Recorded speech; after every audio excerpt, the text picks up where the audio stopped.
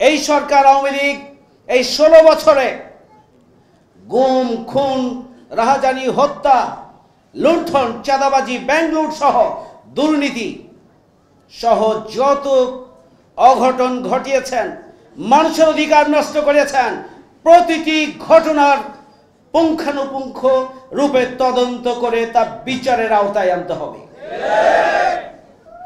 2013 সালে শাপলা চত্বরে আলেম ওলামাদের হেফাজতে ইসলামের নামে যে সমাবেশ ছিল, সেখানে গণহত্যা চালানো হয়েছিল, তার বিচার করতে হবে। পিলখানা হত্যাকাণ্ডের পুনঃতদন্ত করে হত্যাকাণ্ডের পিছনের শক্তি শেখ হাসিনা, তাকে খুঁজে বের করে বিচারের আওতায় আনতে হবে। আল্লামা দেলোয়ার হোসেন সাঈদী সাহেবের সহ আমাদের নেতৃবৃন্দকে ফাঁসি দেওয়া হয়েছে অন্যায়ভাবে, মিথ্যা মামলা দিয়ে ট্রাইব্যুনাল গঠন করে। বিচারের সাথে যারা জড়িত, ষড়যন্ত্রের সাথে যারা জড়িত, বিচার প্রক্রিয়ায় যারা সম্পৃক্ত ছিল, যারা স্কাইপি কেলেঙ্কারির মাধ্যমে, আপনারা জানেন রায় কোথা থেকে দেওয়া হয়েছিল, সকল ট্রাইব্যুনালের সাথে সকল কর্মকর্তার বিচারের ব্যবস্থা করতে হবে। এটাও শেখ হাসিনার নির্দেশে হয়েছে, তা বিচার করতে হবে। সংগ্রামী ভাই ও বন্ধুগণ, শুধুমাত্র জামায়াত ইসলামীর 500 জন নেতাকর্মীকে হত্যা করা হয়েছে, 5 জনকে ফাঁসি দেওয়া হয়েছে, 11 জন শীর্ষ নেতাকে মৃত্যুর দিকে ঠেলে দেওয়া হয়েছে। শুধু তাই নয়, 20,000 মামলা দেওয়া হয়েছে এই 16 বছরে জামাতের বিরুদ্ধে। লক্ষ লক্ষ জামাত শিবিরের নেতা কর্মী, সুধী শুভাকাঙ্ক্ষীকে মিথ্যা মামলা দেওয়া হয়েছে এবং বারবার তাদেরকে কারাবরণ করতে হয়েছে। রিমান্ড, জুলুম, নির্যাতন, নিষ্পেষণের মাধ্যমে জামাত ইসলামী এবং ইসলামী ছাত্র শিবিরের নেতা কর্মীদেরকে বিপর্যস্ত করে ফেলার জন্য চেষ্টা করা হয়েছে। জামাতের নিবন্ধন বাতিল করা হয়েছে। জামাতকে নিষিদ্ধ করার মতো ঘৃণ্য কাজটিও শেখ হাসিনা সম্পাদন করেছিলেন, ট্রাম্প কার্ড হিসাবে আন্দোলনকে ভিন্ন খাতে প্রবাহিত করার জন্য। সেগুলোরও বিচার করতে হবে।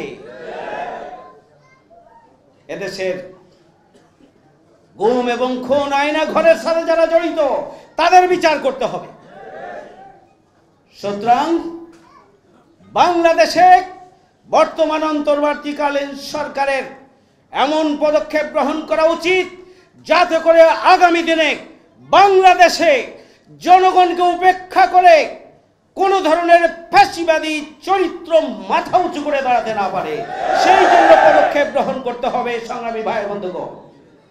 তাহলেই শহীদ পরিবার শান্তি পাবে, তাহলেই শহীদরা যারা জীবন দিয়েছেন তাদের আত্মায় প্রশান্তি আসবে। তারা দেশের মানুষের মুক্তির জন্য জীবন দিয়েছেন, 18 কোটি মানুষের মুক্তির জন্য জীবন দিয়েছেন, তারা স্বাধীনতা সার্বভৌমত্বকে সংরক্ষণের জন্য জীবন দিয়েছেন। তারা নিশ্চিন্তে বাংলাদেশ একটি সুখী, সমৃদ্ধশালী নতুন বাংলাদেশ হিসেবে গড়ে তোলার জন্যই তারা জীবন দিয়েছেন। সংগ্রামী ভাই বন্ধুগণ, বাংলাদেশ জামায়াত ইসলামী একটি দায়িত্বশীল সংগঠন হিসাবে আপনারা দেখেছেন,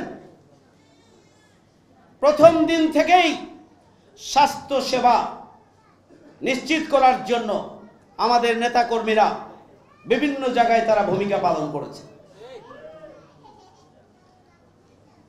পাশাপাশি আপনারা নিশ্চয়ই খেয়াল করেছেন, 5ই আগস্টের পর থেকেই আমিরে জামাতের পক্ষ থেকে শহীদ পরিবারের কাছে দাঁড়ানোর জন্য, পাশে দাঁড়ানোর জন্য নির্দেশনা দেওয়া হয়েছিল এবং আমরা গোটা বাংলাদেশে সেই নির্দেশনা আমরা পালন করে চলেছি। প্রত্যেকটি শহীদ পরিবারকে জামায়াত ইসলামীর বাংলাদেশের পক্ষ থেকে 2 লক্ষ করে টাকা প্রদানের কর্মসূচি আমরা বাস্তবায়ন করছি। আহত এবং চিকিৎসার জন্য আমরা আমাদের সামর্থ্যের সবটুকু দিয়ে আমরা মানুষের পাশে, আহত, ক্ষতিগ্রস্ত, বিপর্যস্ত যারা এই আন্দোলনে, তাদের পাশে আমরা দাঁড়িয়েছি এবং তাদেরকে তাদের সেবা, বিশেষ করে চিকিৎসা সেবা নিশ্চিত করার জন্য আমরা ভূমিকা পালন করছি। এটি সংগঠনের নির্দেশ। আমরা সরকারের কাছে দাবি জানিয়েই বসে নেই। সরকারের কাছে দাবি জানানোর পাশাপাশি আমরা আমাদের সংগঠনের পক্ষ থেকে মানুষের প্রতি, মানবতার প্রতি আমাদের দায়বদ্ধতার জায়গা থেকে আমরা মানুষের পাশে দাঁড়ানোর জন্যই শহীদ পরিবারগুলোর পাশে আমরা দাঁড়িয়েছি। আজকে আমাদের শহীদ পরিবারের সম্মানিত সদস্যবৃন্দ যারা এখানে রয়েছেন, মা রয়েছেন, ওয়াইফ রয়েছেন, যারা এখানে উপস্থিত রয়েছেন, বাবা রয়েছে, আসলে তাদেরকে সান্ত্বনা দেওয়ার ভাষা আমাদের নেই। আমরা পারবো না সান্ত্বনা দিতে। আমরা আল্লাহর কাছে সাহায্য চাই, আল্লাহ রাব্বুল আলামিন যেন এই পরিবারগুলোর অভিভাবক হয়ে যান। আমরা আল্লাহর কাছে সাহায্য চাই, দোয়া করি আল্লাহ রাব্বুল আলামিন যেন এই পরিবারের যে সমস্ত সদস্যদের ভবিষ্যৎ অনিশ্চিত বলে পরিবার মনে করছে আল্লাহ রাব্বুল আলামিন সেক্ষেত্রে যেন বিশেষভাবে তিনি রহমত বরকত নাজিল করে পরিবারের সামগ্রিক উন্নয়ন এবং কল্যাণে আল্লাহ রাব্বুল আলামিন যেন ব্যবস্থা করে দেন, সেই দোয়া আমরা করি। আমরা শহীদ পরিবারকে এতটুকু বলতে চাই যে জামাত ইসলামী বাংলাদেশের পক্ষ থেকে ইনশাআল্লাহ আমরা আপনাদের ছোট্ট বাচ্চা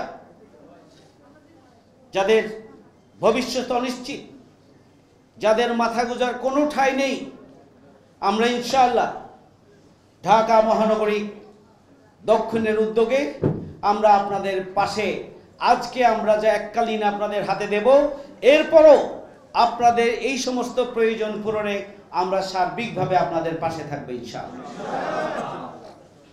সংগ্রামী ভাই বন্ধুগণ, আপনারা জানেন যে বাংলাদেশের 5ই আগস্টের ঐতিহাসিক গণবিপ্লবের পরে